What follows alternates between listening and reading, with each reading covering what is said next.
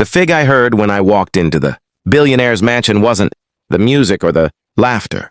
It was them whispering about me, the new waitress, what's her name? Doesn't matter.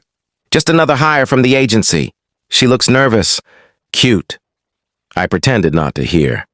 New York's richest people filled the golden ballroom, chandeliers glittering, violins playing softly, laughter echoing off the marble walls. And me? I moved between tables, balancing trays and swallowing my pride, because they didn't know who I was. They didn't know the violin was my life.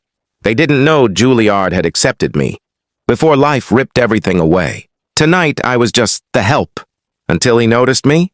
Billionaire Philip Harrington, owner of the mansion, host of the gala, man with a smile sharp as broken glass. He raised his champagne and shouted, "Hey, waitress, come here." Every elite head turned. My hands trembled, but I stepped forward. "Yes, sir?"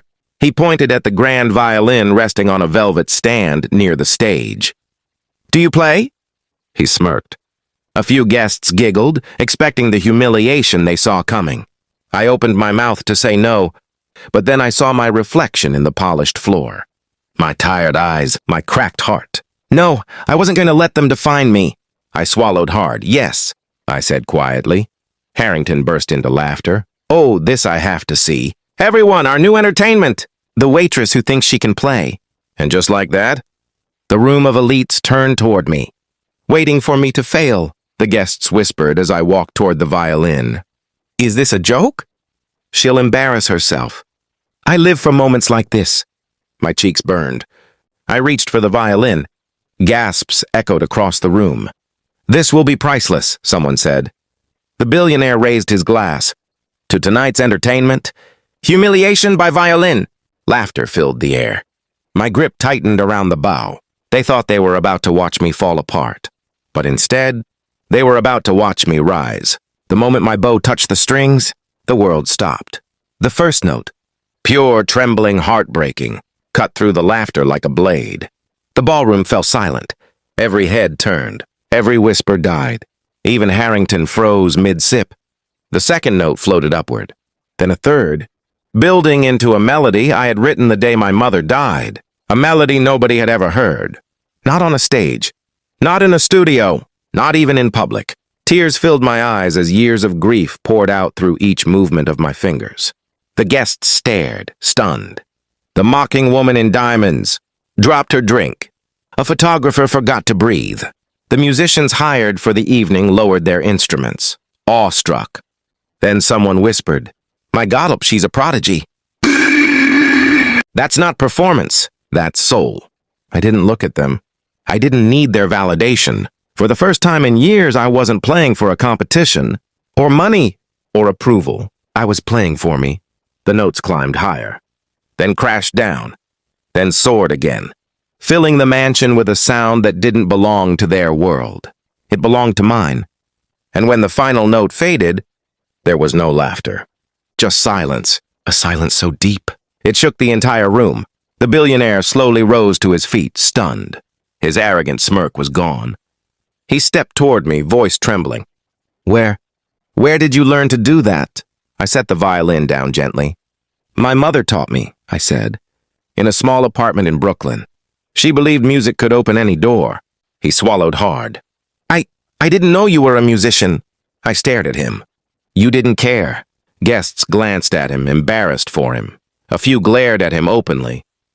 A gray-haired conductor approached me, eyes wide.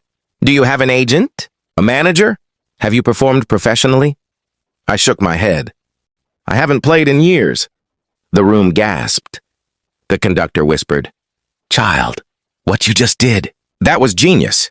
Harrington's face fell. He had mocked a genius, humiliated a once-in-a-generation talent. He tried to speak again. I'm sorry, truly, I never meant—" "Yes, you did," I cut in softly.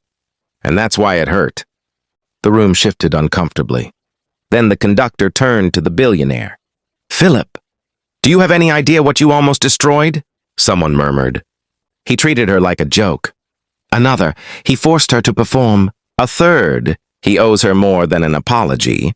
Harrington exhaled shakily. "Tell me what you want, anything. A job, money, connections. I'll make it right.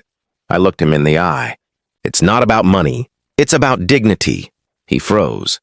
And today, I continued, you learned that every person in this room, rich or not, deserves respect. The room erupted in applause. Real, loud, respectful. For the first time that night, they weren't looking down on me. They were looking up. The conductor stepped forward again. We have a concert at Carnegie Hall in 6 weeks, he said. I want you there. On stage, the room gasped. My hands shook. Me, but I'm just... No, he said firmly. You're not just anything. You're one of the greatest talents I've ever heard. The billionaire's wife approached me next. Our foundation would like to sponsor your return to music. Full tuition, housing, everything. I covered my mouth, overwhelmed. My life, the one I thought I lost, was opening again. Harrington looked at me, humbled. Thank you, he said, for showing us what real greatness looks like. I stared at the violin. The same instrument that had healed my wounds, now transformed my future. As I walked out of the mansion that night, the elites parted like I was royalty. Outside, the cold New York air hit my face. I looked at my hands, the same hands that once scrubbed tables, and whispered, Mom, I did it. And the truth is, they forced me to play that violin as a joke. But the moment my music filled that room, the joke was on them. Because that night didn't humiliate me. It launched me into a future louder, brighter, and more beautiful than anything money could buy.